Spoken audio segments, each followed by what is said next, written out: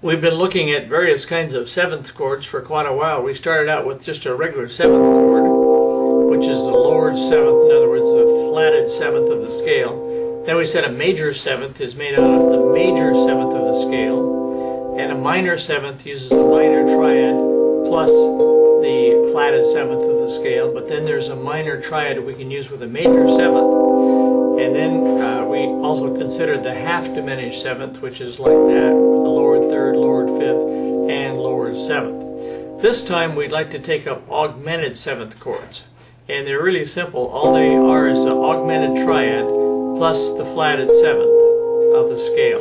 So that would be C augmented. You see that? I raised the fifth from G to G sharp. That's what makes it an augmented triad. But then I add the lowered seventh of the scale. Not the seventh degree of the scale, but the lowered seventh. And that's an augmented seventh chord. So on F, we'd start out with an F major triad, make it augmented, and then add the seventh, the lowered seventh. So that's F augmented seventh.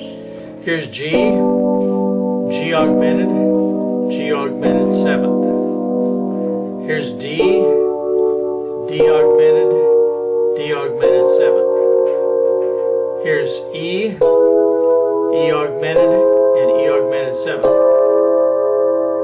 Here's A augmented, and A augmented seventh. Notice that the seventh you use just a whole step above the augmented fifth, okay?